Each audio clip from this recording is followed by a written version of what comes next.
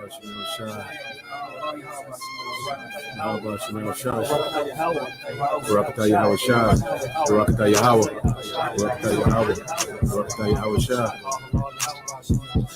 Lord is going to put us back in our land, man, through Yahweh Shai.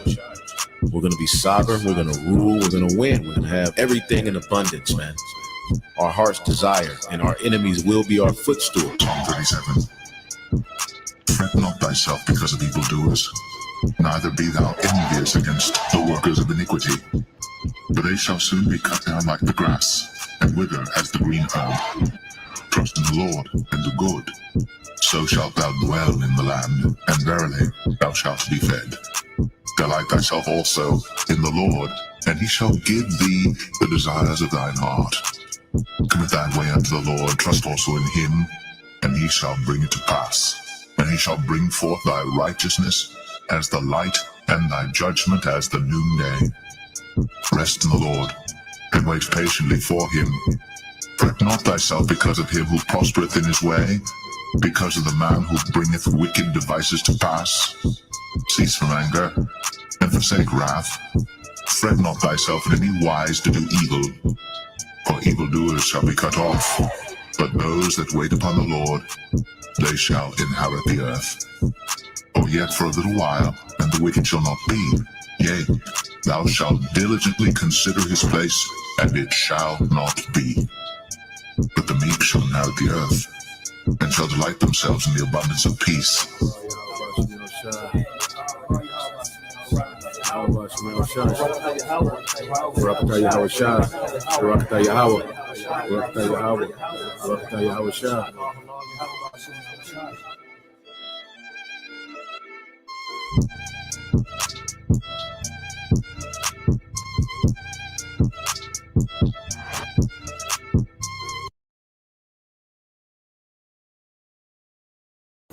Ecclesiastes 3:16. Yep.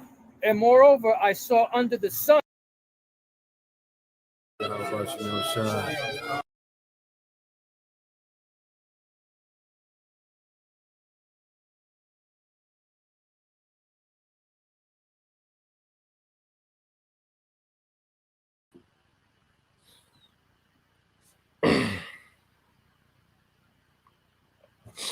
All right, Shalom.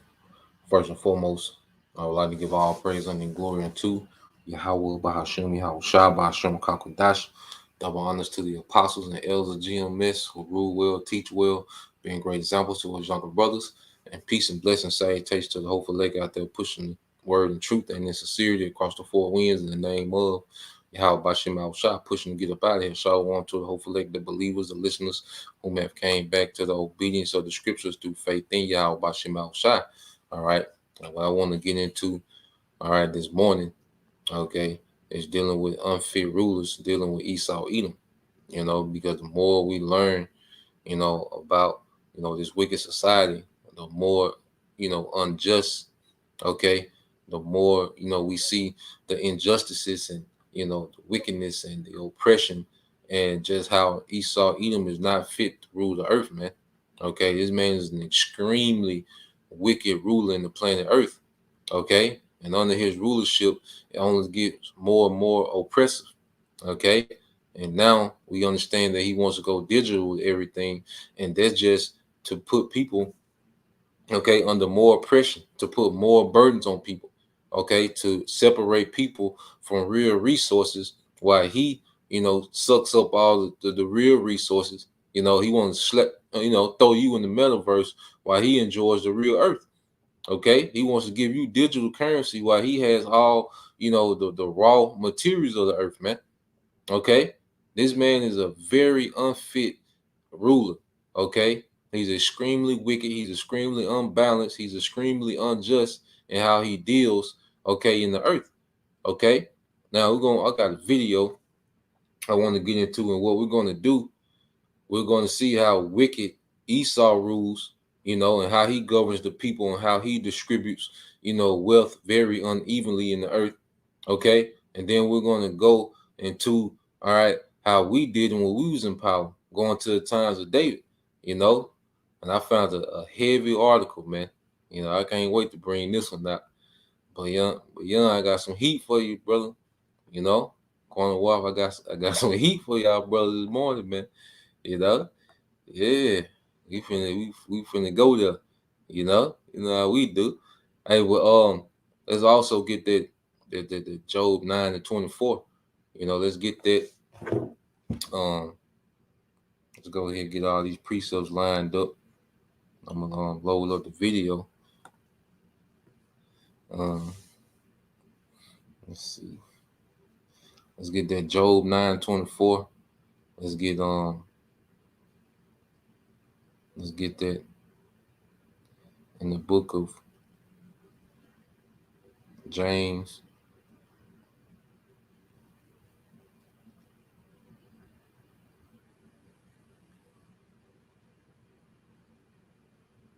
Let's get the book of James, chapter 5, verse 6.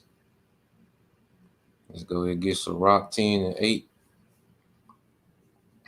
So I'm gonna pull this up, and then I got that article. And play the video, then we're gonna go into the article.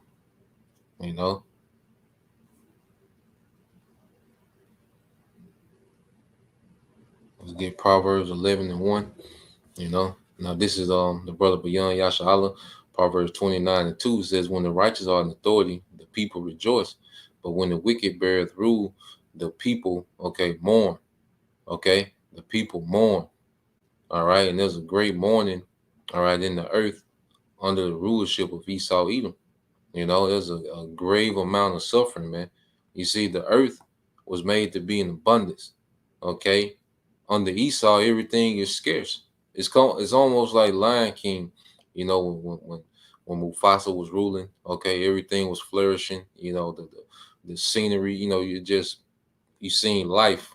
The grass. Was green. The circle of life. He kept the balance. Dealing with the circle of life. And then when Scar came, what he do? He just ran through resources. Everything was barren. People were starving. That's Esau, man. That's how this man rules the earth, man. He's very unbalanced. He's very disciplined. Let's get there also in Ecclesiastes 2. Woe to thee, O land, when thy king is a child. I think that's Ecclesiastes 9.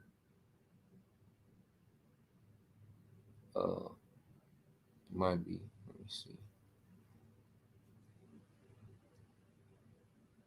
Yep, it's Ecclesiastes 10 and 16. El Gazak, Shalom, my brother. I got some heat for you, man. You gotta stick around this morning, man. We gonna, how we do, man. All right, we gonna talk about how our kings was doing it, But first, we're gonna talk about this wicked nigga here, man. All right, and then we're gonna go into how we was doing it, man. Okay. But right now, the earth is under the rulership of a damn child. This man is extremely undisciplined. He has no thought of the future. It's all about the right now. But that's the energy of Esau. He sold his birthright. He made a right now decision, and he considered the birthright for the future, man, for his descendants. And right now, Esau runs the earth like he don't give a damn about a generation coming after, man. He's very reckless. And that's why I say Ecclesiastes 10 and 16, it says, woe to thee, O land, when thy king is a child, and thy princes, all right, and thy princes eat in the morning, which means what? Shows how undisciplined he is, man. Because really, you go into how a king will move, a king will handle all his serious business affairs, all right, and the matters of the kingdom. He would do that all the morning long, and he wouldn't eat till about afternoon. He would eat after he had all his affairs straight. We see Esau, is like a child, all right, with his discipline. He's undisciplined. He's just trying shit. All right, he just be guessing, and you say he's eating in the morning because he's all about what he wants first. But as a king, you're supposed to your decision making. All right, when you make decisions as a king, you're supposed to consider, the people. You're supposed to consider your people, man.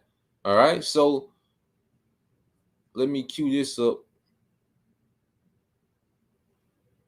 Yeah, we're gonna get all them precepts. We're gonna run them back. I'm gonna go ahead and cue this up. Let me calm down. I'm excited, man. I have found some new information. How let me get this. Okay. I've got a problem that I'm pretty sure you can help me with. Yes, you will be paid for helping me. Actually paid. Is what he's involved in.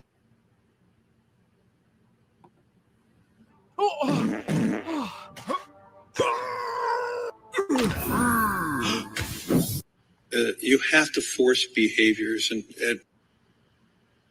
behaviors are going to have to change. And this is one thing. Larry Fink, many times talking about behavioral control and how Larry Fink is teaching, give him a free pass. So y'all let me know if y'all can hear it. Y'all let me know about the sound. Y'all let me know. So I'm gonna go here. I'm gonna cue this up. But yeah, when I play the video, y'all just let me know if you can hear the audio. I know the sister said she couldn't hear the audio in the beginning. Sometimes it do that, but y'all let me know if y'all can hear this audio. So we're gonna go into this guy Larry Fink, which he's a pretty much a underling of the elites. They get these certain guys that they put on the forefront, as the face of these different banking, cartels. All right. And we pretty much just gonna see how Esau manipulates, okay, and runs the earth, man. Okay. Okay. So all right. It's all good. It's how it be sometimes. But yeah, let me play this, and we'll go from there. Like I say, brothers, post as you see fit, and we get these precepts, and then we're gonna move on to the real business. All right.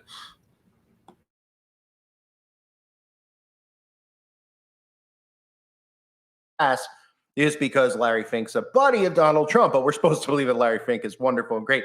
Now, you might remember me covering Larry Fink many times talking about behavioral control and how Larry Fink is teaching and programming behavioral control. BlackRock is one of the biggest companies in the world as far as data mining goes. But here's Larry talking about behavioral control. Well, behaviors are going to have to change, and this is one thing we're asking companies. You have to force behaviors, and at BlackRock we are forcing behaviors. Well, behaviors are going to have to change, and this is one thing we're asking companies. You have to force behaviors, and at BlackRock we are forcing behaviors. So Larry Fink, a lot of people are like, oh, wow, Larry Fink. Yeah, he's really wealthy and does a lot of shady business, right? Well, guess what he's doing? So as you can hear, they're talking about forcing behavior changes, okay? And they're going to do that. They're going to do that with crashing economies, all right? Famines, okay? Cutting people access off to food. They're going to do these things, man. The hour of temptation, that's going to be them forcing, okay? Well, brother can post that, Revelation 3 and 10. They're going to be forcing, okay, people to change behavior, man, okay? And they're going to do it by putting pressure from above, pressure from beneath. Okay. That's what they're going to bring. That's the formula they're going to use to change people's behavior to get them to buy their need to buy out, man. Okay. So this is what's coming. All right. This is what this man is going to bring to the earth, man, to force, behavior change. All right. It's the brother our Lord of War, Revelation 6 and 4. It says, and there went out another horse that was red, and power was given to him that sat thereon to take peace from the earth, and that they should kill one another, and there was given unto him a great sword. And this is what this man is about, taking peace from the earth, man. Okay, this man takes peace from the earth. Okay, this is what this man does, man. This how we know who are the Edomites, because they fulfill everything that the scriptures say the Edomites will be doing, man. Okay. This the brother Bayan Yasha'Allah, Revelation 3 and 10. Because thou hast kept the word of my patience, I will also keep thee from the hour of temptation, which shall come upon all the world, to try them that dwell upon the earth, to try them that dwell upon the earth. Okay, this is what we're seeing happening. All right, being formulated in the earth is that hour of temptation. Okay, well, Esau is gonna want to force, all right, people to change their behavior and transfer over and accept his NWO. Okay, and it's gonna be with pressure from above and pressure from beneath, man. All right, now I'm finna let this play. It's gonna go into this company called BlackRock. I don't know if you brothers familiar with it or not, but it's gonna pretty give you much a rundown of the front man, Larry Fink. All right. You know he all right is a small hat. All right, but it's gonna give us the rundown, and we'll just go from there. So I'm gonna jump straight to it. Probably about a 10-minute clip. So I'm gonna just let it run, and we'll get into it.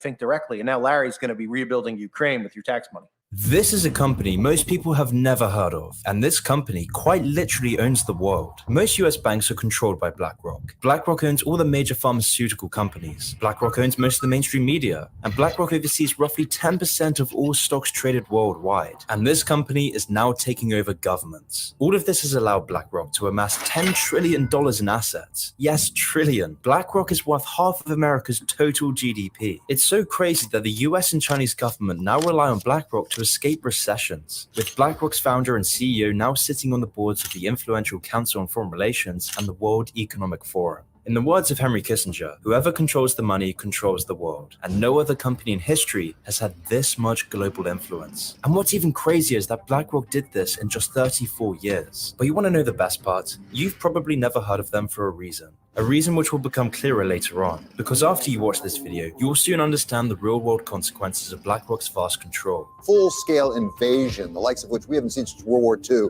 of Russia into Ukraine. And those high gas prices mean the cost of everything that needs to be transported is on the rise. So then how could BlackRock gain so much influence over the world? How could BlackRock go from being just a boring investment firm to the most powerful company that has ever existed? Well, to start, we have to delve into the past of how Larry Fink made BlackRock.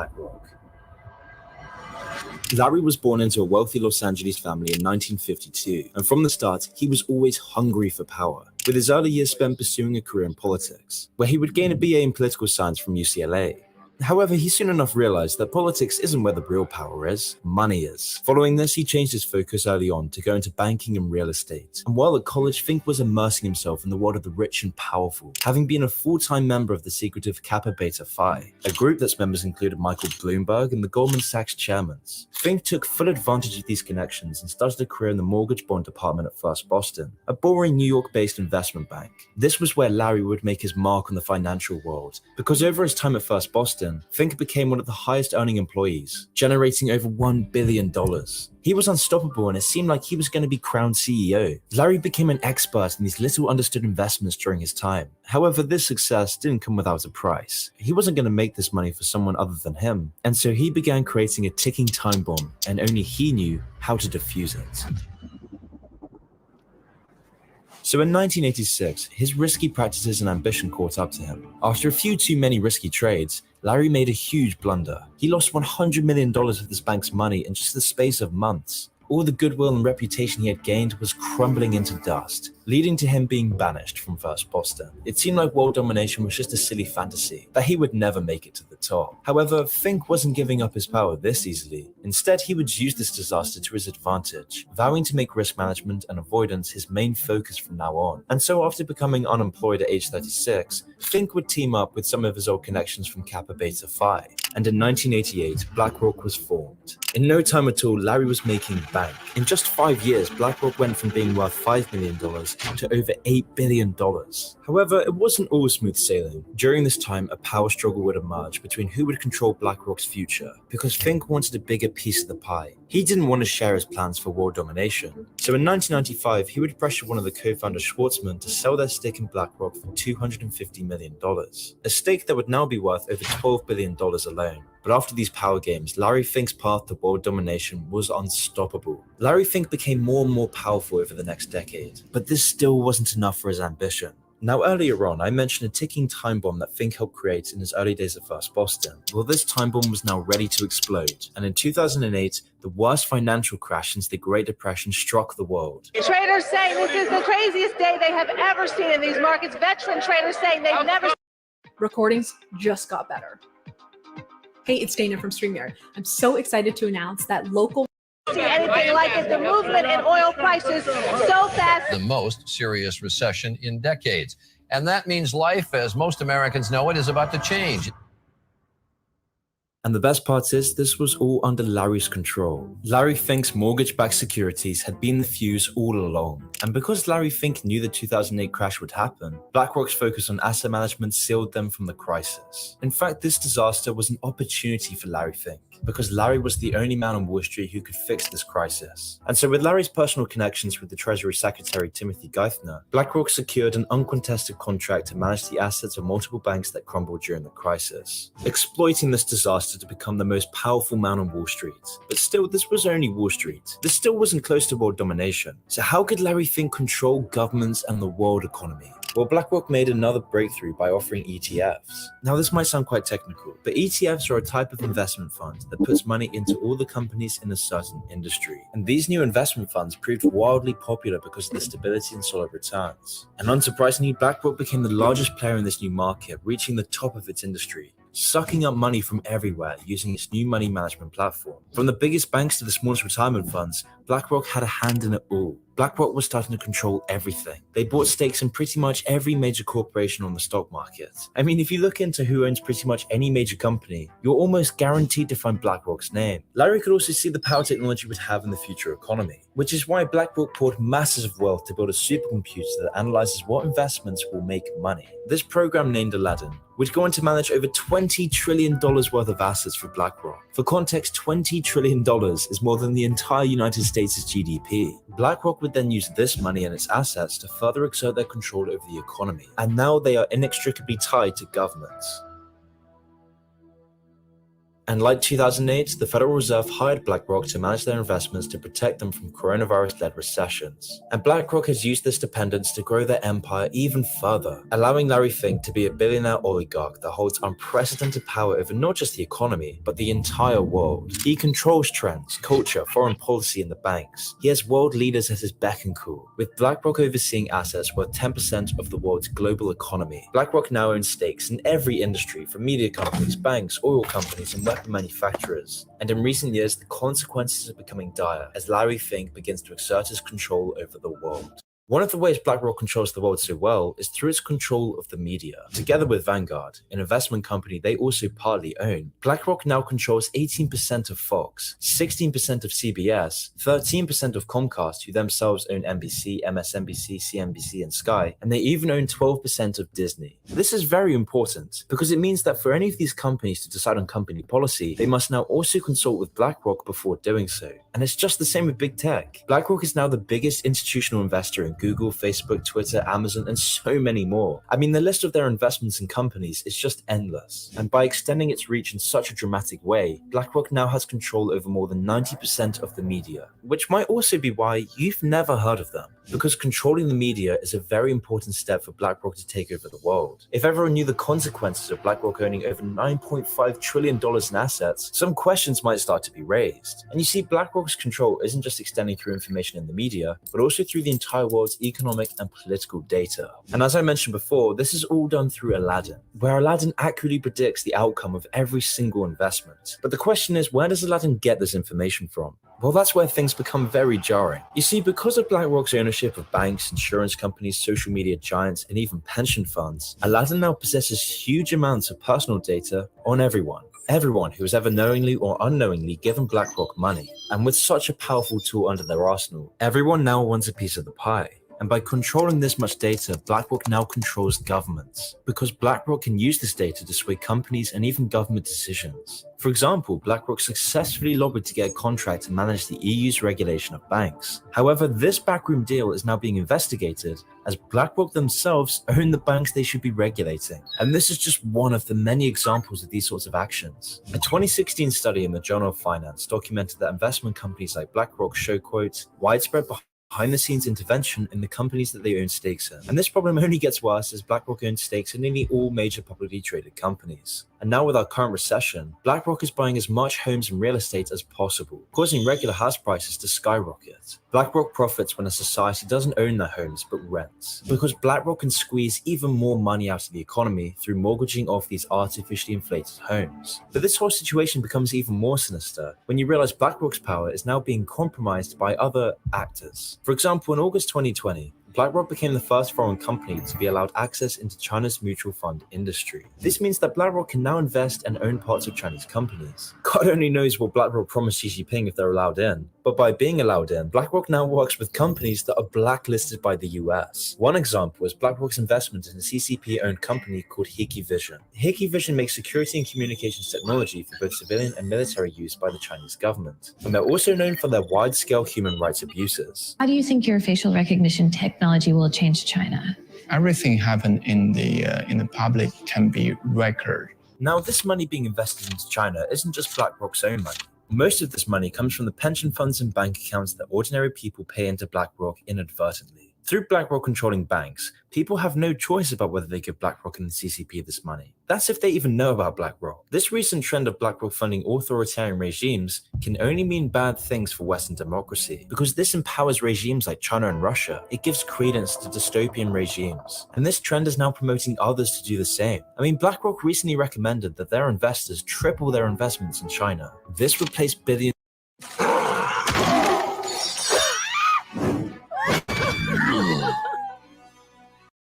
more into a dystopian regime at the expense of the West. And the worst part is that China sees the companies that operate within it as simply extensions of the one-party state. They own these companies, and in return, the companies act out the CCP's will, which is a worrying fact when you consider that BlackRock owns the entire world's data. TikTok's data harvesting is nothing compared to BlackRock's. BlackRock knows the entire world's bank details, their preferences, tastes. It sets social trends. It oversees entire countries. So any increase in Chinese investments will see not just BlackRock's influence grow, but also China's influence grow in BlackRock. Since August of 2020, when BlackRock were first allowed into the Chinese economy, they have only poured more and more money into these Chinese companies. Clearly, Aladdin the supercomputer sees this as a profitable move, but what it might not see is the destruction of Western values. It might not see how the CCP could influence the world economy and global politics even more than it already is. It might not see that BlackRock's huge investments will be the catalyst towards this change. I mean, who knows how much more BlackRock will invest in China? But if their growth over the past year is a sign of anything, China will inevitably become a much bigger part of BlackRock's future. And make no mistake, this will have dire consequences. But the cherry on top of all of this is that BlackRock is the main force behind the sheepish woke lecturing that tells you how guilty you should feel. In 2018, around the dawn of the new generation of political correctness, Larry wrote a letter telling all the companies under his thumb to, quote, contribute to society or risk losing our support, adding that, quote, society is demanding that companies, both public and private, serve a social purpose. Which is a very interesting statement coming from a company that is quite literally funding the persecution of Uyghur Muslims and the imprisonment of the Chinese population. A company that is funding a dystopic nuclear regime that is quite literally threatening the very fabric of Western civilization. And so with BlackRock's push for, quote, social purposes, companies now have an ESG score, or in other words, sustainable investing scores, where you have a rating system based on your company's political and social facades. So for example, doing a woke ad for a company like Nike, or silencing any controversial political views on social media will help you get the high ESG score. They will, on their investor relations page, they'll show you their ESG score. ESG stands for environmental, social, corporate governance. And this is where the woke culture comes from. So they've created this kind of phony baloney rating system that says, well, if you, I'm exaggerating, but if you mention that you are, have a green agenda and you believe in carbon credits and you might trade some credits somewhere, then you get a higher score and therefore you're more investable. And it's very interesting to see how big investors like insurance company, institutional investors, they are steering away from anything that does not have the right ESG rating. And if the past tells us anything, it seems like BlackRock is only destined to control more and more of our daily lives. Through Larry Fink's close ties with government leaders around the world, with his huge influence over the World Economic Forum, and his position on the boards of the Council on Foreign Relations, BlackRock is only destined to metastasize. So perhaps BlackRock defines the new era of our globalized world, where ruthless, predatory corporations amass more power than countries, where our politics and society isn't dictated by votes, it's dictated by investment boards controlled by BlackRock, delivering us a more generic, mindless, vapid, and vicious culture. Perhaps BlackRock is just a monument to a world divided between too big to fail companies and powerless, moneyless, and joyless citizens, where companies like BlackRock buy up all our houses, inflating our currencies and profit from our conflicts and turmoil. That's why you can't buy a house. That's why we're more divided than ever. That's why too big to fail companies are defining life in the 2020s. Because we no longer live under free market capitalism, we live under a system for socialism for the rich. So he seems like a great guy, right?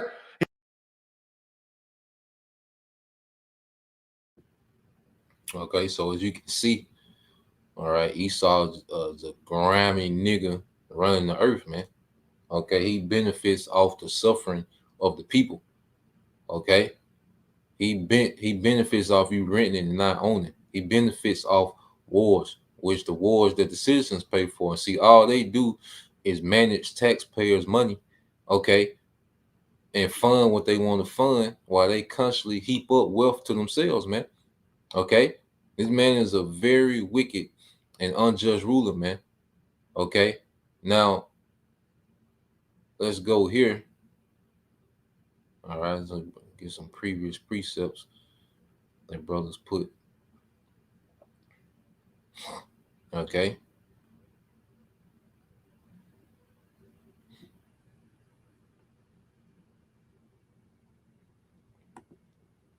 This is the brother Beyond Yasha Sirach, all right, 10:2.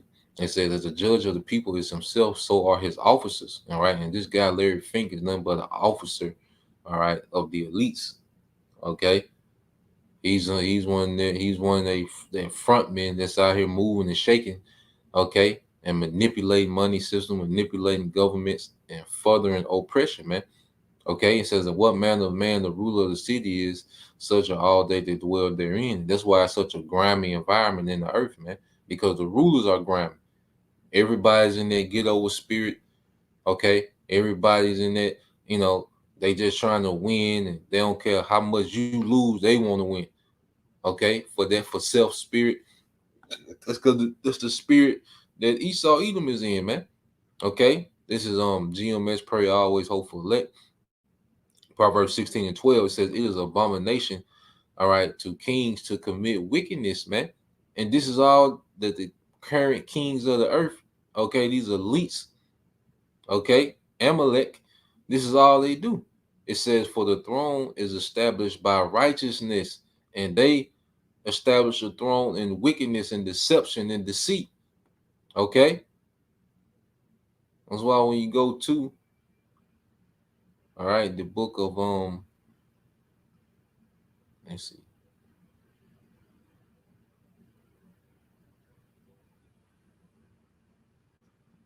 brother post, I see, I'm trying to find the book of James, and brother posted book of St. James chapter 5 verses 1-6. I see 1-6. I see verse 6. They probably didn't let you put up. They probably you know how they do. They probably let you put up the first 5.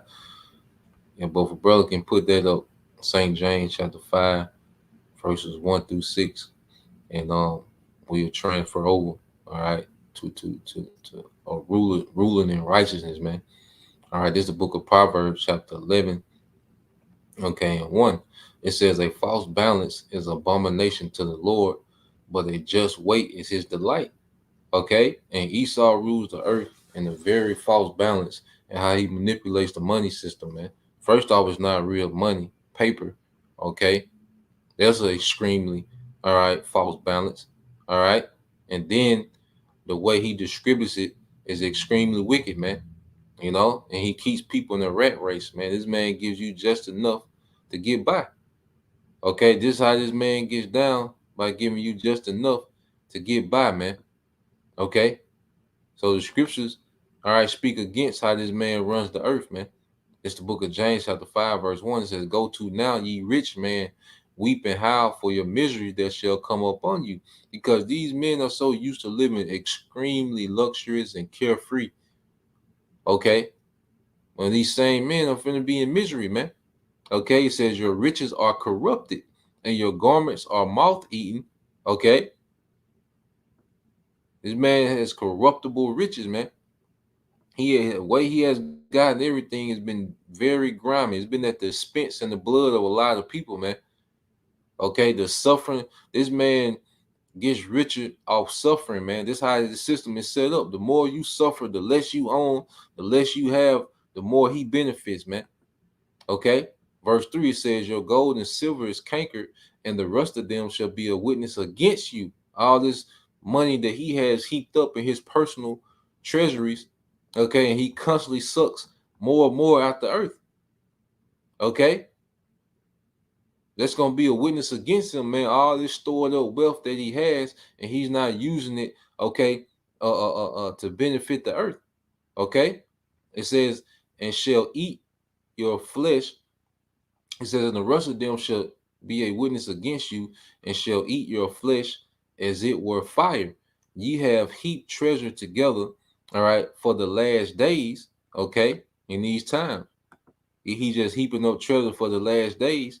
Behold, the hire of the laborers who have reaped down your fields, who is of you kept back by fraud, crieth, okay, and the cries of them which have reaped are entered into the ears of the Lord of Sabaoth, man, the Lord of armies.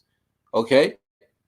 So the Yahweh Shema Shah is hearing the cries coming up, man, about this wicked rulership. All right. And the main cries are coming from who, man? Israelites. Okay. You have the earth mourning against this nigga crying out, but the cries of the Israelites, those are the cries that the Lord is hearing, man, and the Israel of the elect. You see? Because why? We're the hands and feet of this man's society, man. We're the hands and feet, you know, of this man's society. And this man kingdom runs off us being human batteries, man. Okay, he run you down, he run you down to zero every day. You go home and then the food don't even have the nutrients, so you can't even get a full recharge. So it's pretty much like we're always running on 10-15%, man. Okay, in this man's kingdom. Okay, while he's constantly getting richer, man. And it says, Ye have lived in pleasure on the earth and have been wanton. You have nourished your hearts as in the day of slaughter, and wanton is undisciplined, man. Extremely undisciplined how this man runs the earth. Okay, just like woe to thee, O land, when thy king is a child and thy princes eat in the morning. Okay, wanton means undisciplined. Okay, it says, Ye have condemned and killed the just, and he doth not resist you, man, because he's constantly thinking of ways to oppress more and more. Okay, and pretty much people just trying to get by. Okay, he's thinking of ways to constantly oppress and do more wickedness, and people really just want to, live and chill. Ain't no one, just trying to form a coup on Esau, man. People just trying to live and chill, and this man is constantly putting more and more pressure, all right, in the earth, man. So that's why, all right, when you go here, all right, we're gonna transition. Okay.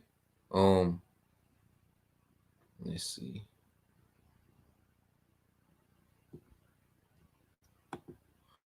All right, this the brother Bayon Yasha'al Sirach 10 and 4 said, The power of the earth is in the hand of the Lord, and in due time he will set over it one that is profitable, man.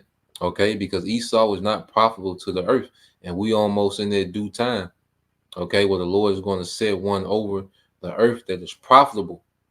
Okay, now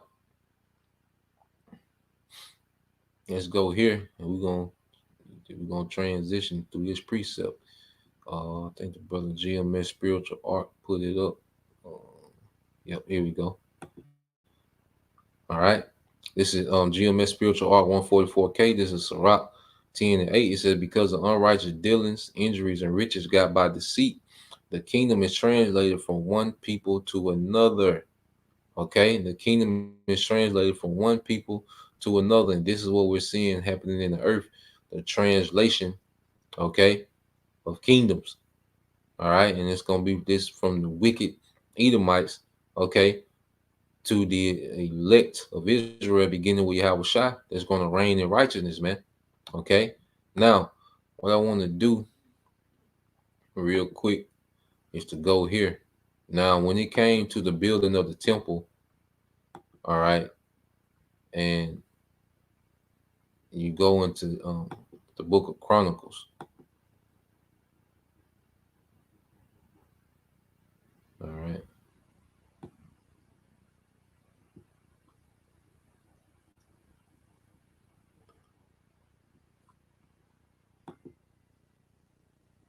So let's get this in the book of Chronicles. All right. First Chronicles 29. Now, this is when King David was making, all right, offerings for the building of the temple. Now, King David, all right, was the king. He was in power. Okay.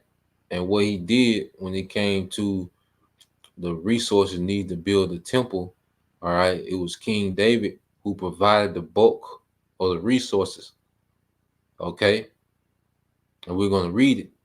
Now, you go into First Chronicles 29 and 1, it says, furthermore, David the king said unto all the congregation, Solomon my son, whom alone the most I have chosen, is yet young and tender, and the work is great. For the palace is not for man, but of the Lord Yahweh power. It says, now I have prepared with all my might for the house of my power, the gold for things to be made gold, and the silver for things of silver, and the brass for things of brass, the iron things of iron, and the wood for things of wood, onyx stones and stones to be set, glistering stones and diverse colors, and all manner of precious stones and marbles, stones in abundance. Moreover, because I have set my affection to the house of my power, I have of my own proper good, which is of his own, okay, his own personal treasury, you see, of gold and of silver, which I have given to the house of my power, above all that I have prepared for the holy house, even 3,000 talents of gold of Ophir, and 7,000 talents of refined silver, to overlay the walls and houses withal. Okay. And they, it says, and gave for the service of the house of the Most High of gold 5,000 talents and 10,000 drums. All right. And of silver 10,000 talents, and of brass 8,000 talents, and 100 talents. All right. And 100,000 talents of iron. And they whom, it says, and they with whom precious stones were found gave them to the treasure of the house of the Lord by the hand of Jehi the Gershonite. Then the people rejoiced, for they offer willingly, because with perfect heart they offer willingly to the Lord Yahweh by Shema Shai. And David the king also rejoiced with great joy. So you had the people, pretty much David set the tone with how he was giving, and then you had the rest of the people, that began to start giving, to the point where David, okay, David had to tell the people to stop, bringing, resources.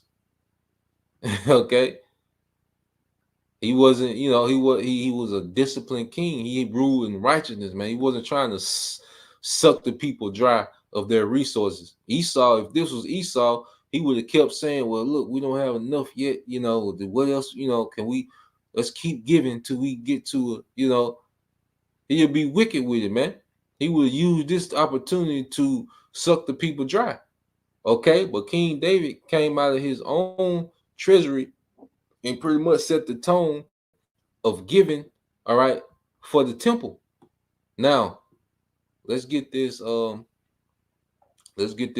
man. I found this, man. Now we finna get to it, man. All right. Now we finna get to the business, man. You know, the why how about Shima out shot for let me find this article here, man. Now, this goes into all right, Chronicles, what we just read.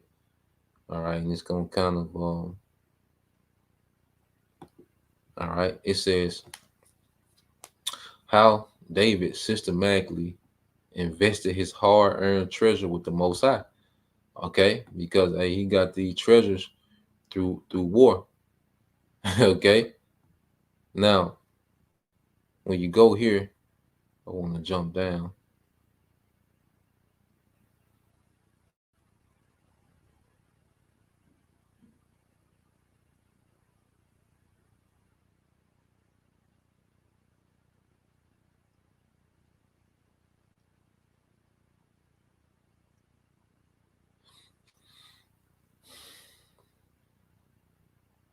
All right, so it goes into how. Let me blow it up so y'all can see it a little better.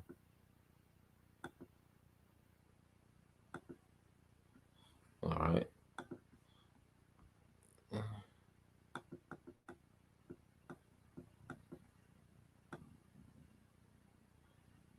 Okay, so it says how David systematically invested his hard-earned treasures with the Most High. Because how did David, get treasures? You go to First Chronicles 18, and you see David was conquering these nations and spoiling them.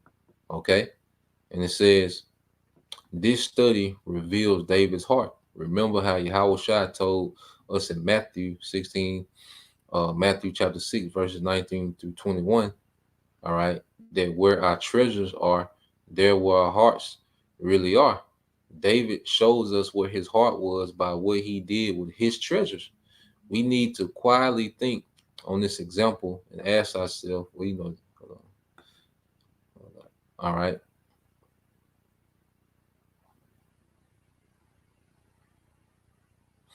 It says 3,000, and this is not talked about a lot neither. Why we go into this information because Esau like talk about Alexander the Greek and Julius Caesar and Augustus and all this other the Rockefellers, but then they don't never talk about this, man. And this the biggest come up ever happened, man. Nobody came up like David. Okay. It said 3,000 years ago, the greatest human fortune ever amassed on earth was passed on from father to son. Okay? From father to son, from David to Solomon. Okay? Now, we hear a lot about Solomon being the richest king, but see, he didn't start from scratch. Okay? He had a crazy head start as we finna get into it, man. Okay. Now this is First Chronicles 22, verses 1. All right. And it said, then David said, this is the house of the Lord power, and this is the altar of burnt offering for Israel. So David commanded to gather the aliens, the strangers who were in the land of Israel. He appointed masons to hew stones to build the house of the Most High. And David prepared iron in abundance for the nails, all right, and for the doors, gates of the joints, and in bronze in abundance beyond measure, and cedar trees in abundance. For the Sidonians and those from Tyre brought much cedar wood to David. Now David said, Solomon, my son, is young and inexperienced, and the house to be built for the Lord must be exceedingly magnificent, famous and glorious throughout all countries. I will make preparation for it. So David made abundant preparations before his death. Then he called for his son Solomon and charged him to build a house for the Lord power of Israel. And David said to Solomon, my son, as for me, okay, it was my mind to build a house to the name of the Lord, my power. But the word of the Lord came to me, saying, ye have shed much blood and have made great wars. You shall not build a house for my name, because you have shed much blood on earth in my sight. Behold, a son shall be born to you, who shall be a man of rest. Let you know Yahweh Shai is their rest. And when he returns, that's going to be our rest. And I will give him rest from all his enemies, which Yahweh Shai is going to do that when he returns. His name shall be Solomon, for I will give peace and quietness to Israel in all his days. Now, I want to jump down to verse 14. All right. First Chronicles 22 and 14.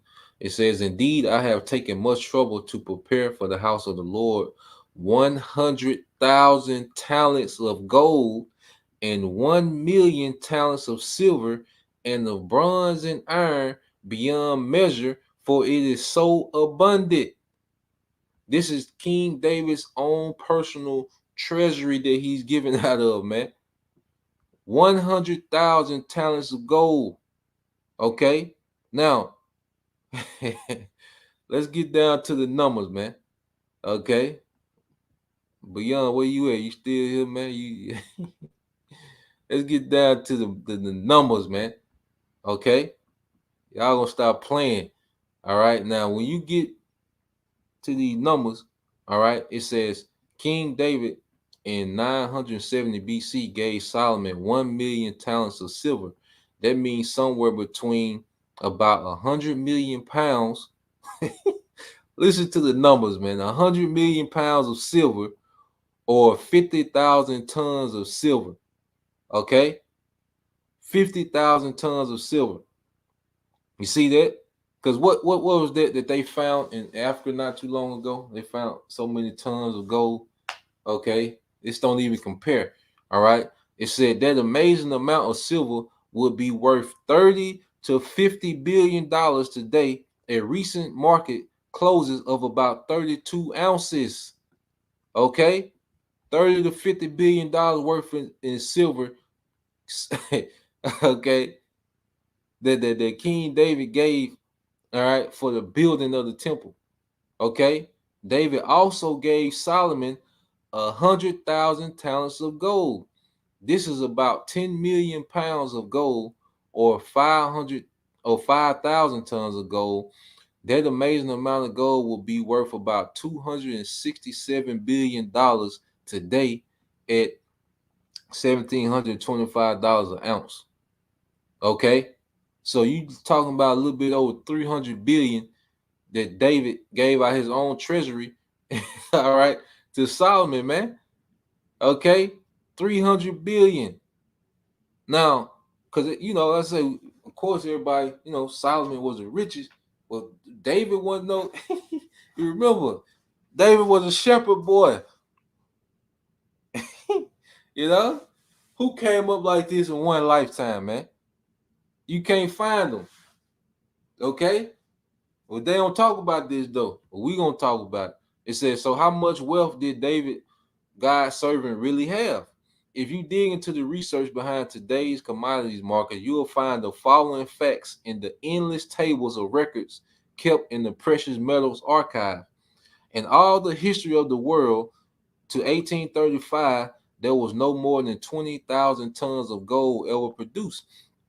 These commodity archives go to postulate the amounts of gold based on mining finds and other records of war spoils, and measures how much gold, all right, was around. Okay, in David's day, 3,000 years ago, there was more than 10,000 tons of gold on the planet. So at the very least, David at the end of his life, all right, half or more of all the wealth on his planet. You see? So at the very least, David held at the end of his life half or more of all the wealth on his planet. Why is it even worded like this, man? Come on, man. What you think we got to look forward to, man? And the nigga talking about a social media page or some goddamn hair? Oh boy, crazy. Crazy. All right. Yo, hold on. This ain't it. We got some more. Oh, we got some more. Let's get back to it. Another piece of comparison that will help us understand the magnitude of David's wealth is that David had the equivalent of more than half of the wealth of the world in his day. Okay? Today's total world assets is about $250 trillion.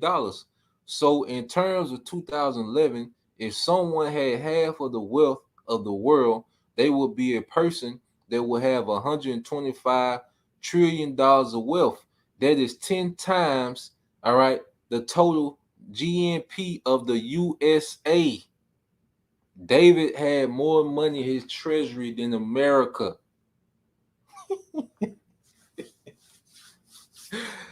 Oh man.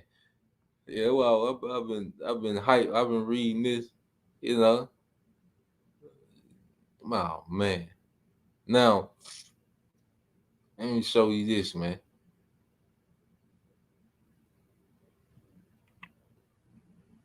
Oh boy, there's some more I want to get.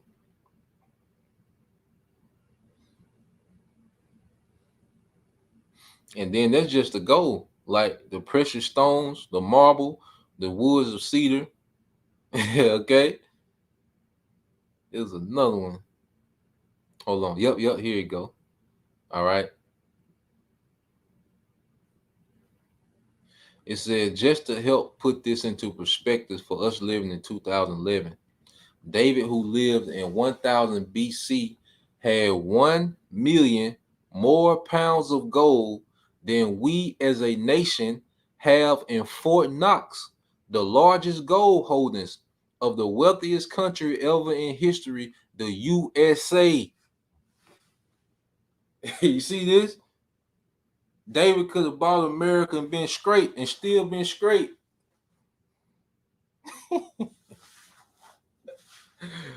Oh man. Yeah, oh boy. You see, and this is David. You know, we ain't going to Solomon, man. You see, what do you think the Lord got for us, man? Oh boy.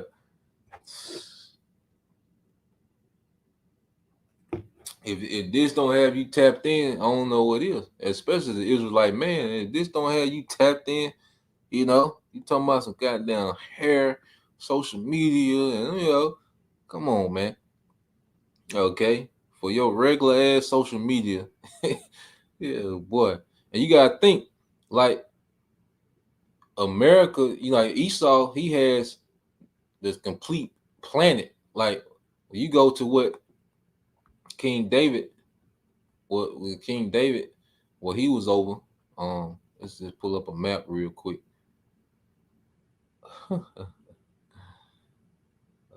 Boy. Yeah, these niggas, and like I say, these little jakes around here, bragging about being a billionaire, man. You niggas ain't got no money, man. All right. I don't want to hear shit else about no Mayweather and Jay-Z. Them niggas ain't got no money, man. Okay. And them niggas got paper. Okay. Cut it out, man. All right. Niggas ain't got no money, man. So let's go. Hold on. I want to get this. Niggas ain't got no power. Niggas don't own no resources. All right. I don't hear nothing else. I know goddamn 50 Cent and Kanye. Man, get your ass out of here. All right. Now, we got to remember, David did this and he only owned, and he was over, okay, this portion of the earth, okay, in Israel. Okay. So imagine when we have the whole earth. Okay. If a brother can get Psalms, let's get the book of Psalm 72 verses, let's get Psalm 72.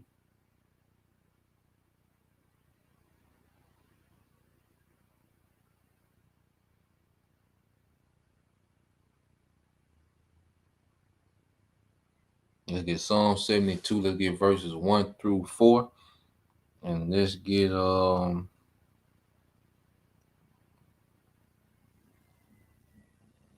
Let's get Isaiah 60. Because this is what we coming back to, man. Okay? When you really start to understand rulership, man, this place had nothing to offer us, man. This place had nothing to offer. Jake wants some likes on social media. You get 2-3 likes and Jake, addicted to some goddamn social media, man. Okay? The dry ass inbox. Okay? And them same whack ass poses. Okay? Taking pictures, eating at the Mexican restaurant, lunch flow. Come on, man. God damn, man. Let me stop talking about this shit, man.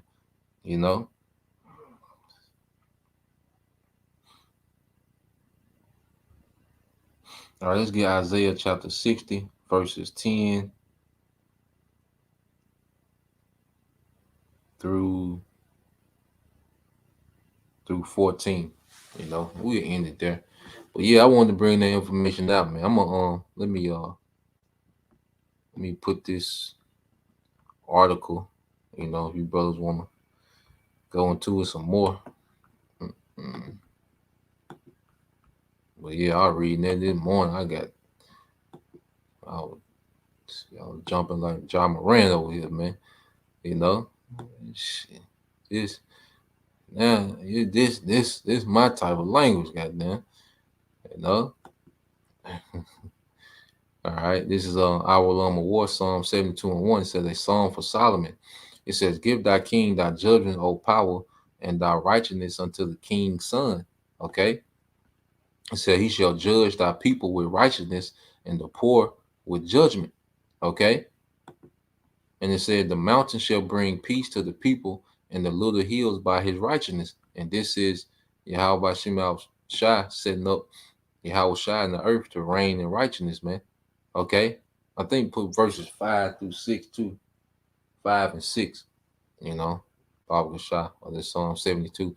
It said, "He shall judge the poor of the people. He shall save the children of the needy, and shall break in pieces the oppressors." Yeah, so these wicked rulers that we see ruling over us, okay, Yahweh Shai is going to come break them into pieces.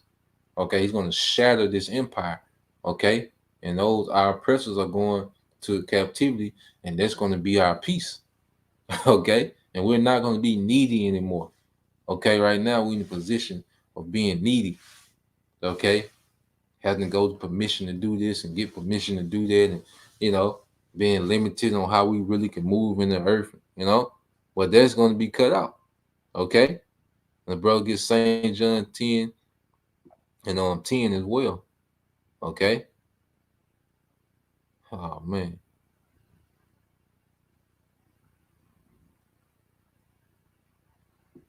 All right, let's get this. And it says, "They shall fear." Okay. "They shall fear as long as the sun and the moon endure throughout generation," because this is an eternal kingdom. Okay. "He shall come down like rain upon the mown grass." All right. "As showers that water the earth." Okay.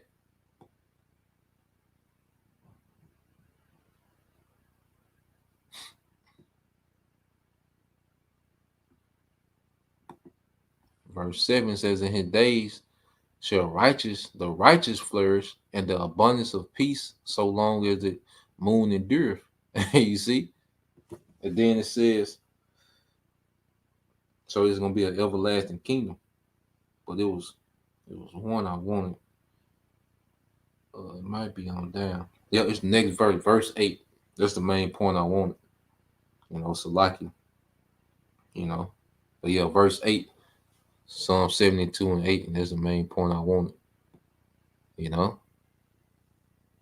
Yeah, because we finna go into a time where we're gonna have worthless wealth, man. It's from the brother Gashawn 72. Where you been, brother? Damn, man. We ain't seen you since we ain't seen you since the pandemic, man. Where you been, brother? You good? Shit. This is Psalm 72 and 8. It says, "He shall have dominion also from sea to sea, and from river unto the ends of the earth." And you see this portion of land which David was ruling, okay, was this portion of Israel. We know that's a small portion of land. Now it's vital because it controls a lot of traffic. A lot of ports go through there. Okay, it's a very lucrative, strategic place in the earth, and the Most High set it up like that, man. So all things can flow unto Israel. Okay, and that's how it's going to be in the kingdom. So that's why when you get, all right, the book of Isaiah, well, see, Solomon is going to rule from one end of the earth to the other. I mean, Yahushua, which was Solomon, but Yahushua, when he comes back, he's going to have global. So imagine the abundance. He's going to have global dominion. Okay, so imagine that abundance. All right, this is Isaiah 60:10. And it says, and the sons of strangers shall build up thy walls, and their kings shall minister unto thee. For in my wrath I smote thee, but in my favor have I had mercy on thee. Okay? So these heathens are going to go into captivity, and they're going to build, because we're going to have the resources, but they're going to actually do the labor and build our kingdom with all the gold, okay, with the precious stone, the windows of agate, as the scriptures say. Well, these heathens, they're going to be the laborers, okay, from the rulers of these heathens to the least. They're going to be laboring and building up our kingdom, man, with all those resources that we're going to have. It said, therefore, thy gate shall be open continually, they shall not be shut day nor night, that men may bring unto thee the forces or the riches of the Gentiles, and their kings may be brought. Okay, and that their kings may be brought. So ain't gonna be no more chasing the bag. The bag gonna come to us, man, and it's gonna be resources, not no goddamn FRN notes, man. Okay, ain't gonna be no money, cell phones in the kingdom. Okay, resources of the earth are gonna be brought to us, man. Okay, for the building of our kingdom. You see, it said, for the nation and kingdom that will not serve, it said, for the nation and kingdom that will not serve thee shall perish. Yeah, those nations shall be utterly wasted, man. Hey, it's gonna be a rod of iron. Okay, it's gonna be get down and lay down, man. All right, unemployment rate gonna be on 0. Okay, everybody gonna have something to do. Okay, and we're gonna have the resources to customize the kingdom like we want it, man. Each brother within their own province, gonna be able to customize their portion, all right, of Israel how they want it, man. You see, it says the glory of Lebanon shall come unto thee, all right, the fir tree, the pine tree, the box tree, to beautify the place of my sanctuary, and I will make the place of my feet glorious. And what is the place of the Lord's feet? Because the Lord said, what? The earth, all right, is his footstool. And it says, Isaiah 16:14, the sons also of them that afflict thee shall come bending unto thee, and all they that despise thee shall bow themselves down at the sole of thy feet, and they shall call thee, okay? Everybody's going to bow. Esau going to bow, okay? He's going to hate it, but he's going to have to bow. He's going to be powerless, man. Okay? He's going to be in full submissiveness. Okay? It said the city of the Lord, the Zion of the Holy One of Israel, man. We're going back to our status and our rank, man. Okay? Hey, this is what we're going back to, man. Okay? Because why? Brother TMS Spiritual Art 144, Tobit 13-16, for Jerusalem shall be built up with sapphires and emeralds and precious stones, thy walls and towers and battlements with pure gold. Okay, with pure gold. You see? And that stuff it's gonna be a labor. Okay, it's gonna take labor to get, those stones prepped. Okay, and then gold prepped, for building. Okay, and Esau's gonna have the most back-breaking, laborious job in the kingdom, man. Okay, this is beyond Yasharallah. John 10:10 said, the thief cometh not but for to steal and to kill and to destroy. I am come that they might have life, and that they might have it more abundantly. You see, Esau, you see how Esau gets down. He all about stealing, killing. Because remember, he makes money off of wars. Okay, he made money off the juice. Okay, these different juice companies. Okay, he made money off the jungle juice, man.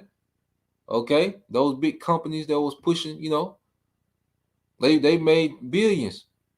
Okay, people are being destroyed, but Yahweh Shai says, "I come that they might have life," and this be for Israel. Okay, we're gonna have life on the Yahweh Shai, and that they might have it more abundantly. It's gonna be in abundance, man. Okay, so that was the point, man. Like I say, I just wanted to bring that out, man. When I read that article this morning, you know, I was like, man.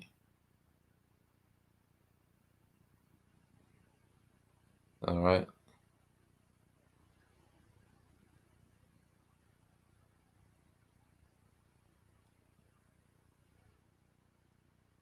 Yeah. So that was the point. And yeah, you know, hey,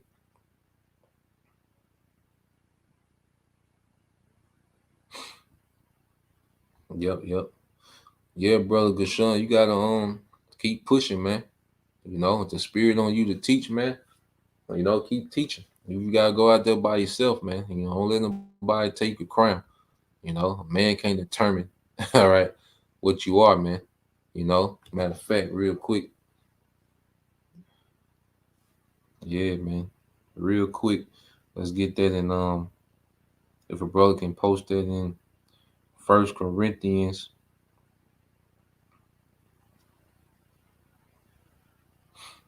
Let's get First Corinthians 12 and 3. You know. Yeah, brother, keep pushing, man. You talk by yourself before, you know. I say, man, can't make that determination what nationality you are, man. There's no way you've been around posting precepts.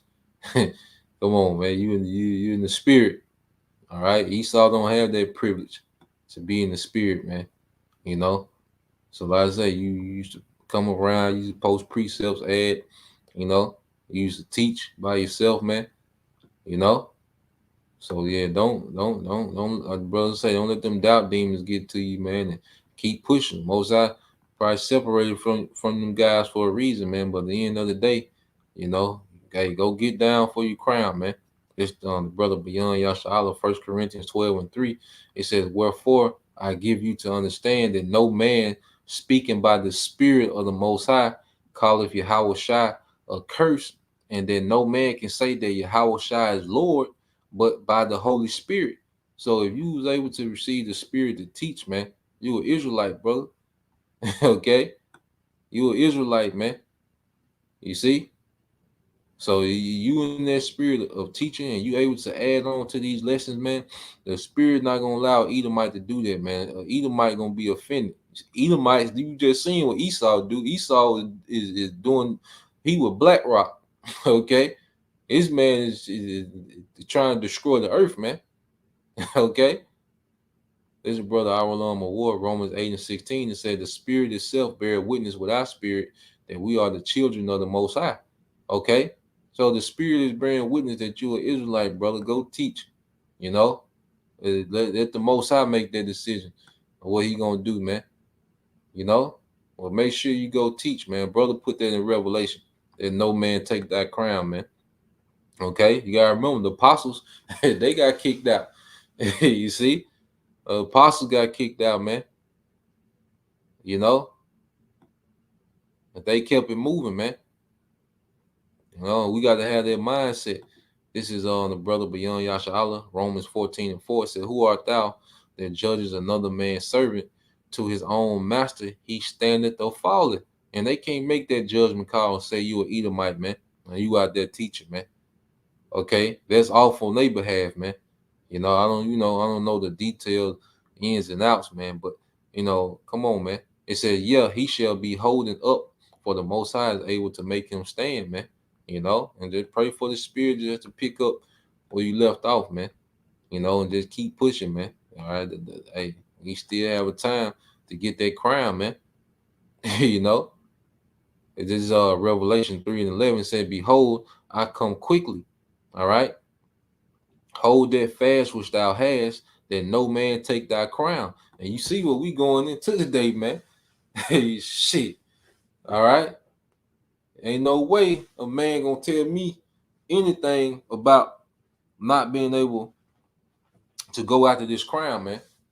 you know, hey, you just the mindset you gotta have, even if hey, you get kicked out or something happened with your other camp, man, just keep teaching, man, and then let the Lord, the righteous judge, you know, he gonna decide, you know, who was right and who was wrong. But at the end of the day, man, you gotta keep teaching, man. We want them crowns, man.